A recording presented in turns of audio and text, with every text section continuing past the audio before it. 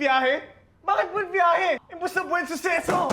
Anong sabi sa punerarya? Nakausap ko na si Congressman Benny. Tutulungan daw niya tayo makuha si Charm. Pumunta daw ako sa Gapan at magpapadala siya ng sasakyan. Tagal ng pagkain natin, ha? Excuse me. Wala garang na inyo, ha? Oo.